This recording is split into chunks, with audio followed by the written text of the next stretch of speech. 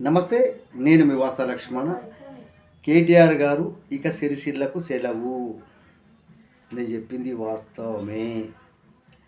వాస్తవానికి గత అసెంబ్లీ ఎన్నికల కంటే ముందుగానే కేటీఆర్ గారు వేరే నియోజకవర్గం నుంచి పోటీ చేసే అవకాశం ఉండే. అప్పుడు మేము చెప్పినాము, పలు ఛానళ్ళు చెప్పినాయి, పలు వార్తా కథలు కూడా వచ్చినాయి. అది మీకు తెలిసిన విషయమే. కానీ వేరే ప్రాంతంలో గెలిచేందుకు అవకాశాలు లేకపోవడం వల్ల సిరిసిల్ల నుంచి పోటీ చేసి పద్మశాలి ఓటు చీల్చేందుకు గెలిచిండు. తక్కువ మెజార్టీ వచ్చినా సరే గెలిచిండు. ఇక్కడ ఈయన గెలిచిన తర్వాత అక్కడ అధికార పార్టీ మార్పు జరిగింది. కాంగ్రెస్ ప్రభుత్వం వచ్చింది. వచ్చిన తర్వాత రేవంత్ రెడ్డి గారికి కేటీఆర్ టార్గెట్. ఆయన ఏం చేసిండు? గెలంగానే ఏం చేసిండు?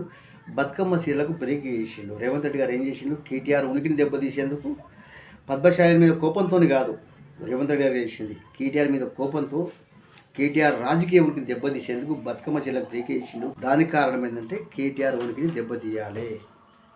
దెబ్బతీసి సిరిసిల్లో ఉన్నటువంటి పద్మశాలి నాయకుడిని కాంగ్రెస్ పార్టీలో చేర్చుకోవాలి.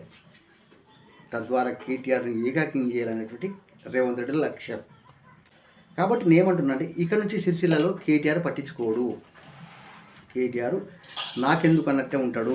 ఇప్పుడు అక్కడున్న పద్మశాలి నాయకులకు నేను చెప్పేది ఏంటంటే, అతిపెద్ద ఓటు బ్యాంకు, అతిపెద్ద జనాభా ఉన్నటువంటి సిరిసిల్ల నియోజకవర్గ పద్మశాలి సమాజానికి నేను చెప్పేది ఏంటంటే, అక్కడ సిరిసిల్ల పద్మశాలి నాయకుడు ఎమ్మెల్యే కావాలన్నది 7 దశాబ్దాల కళ.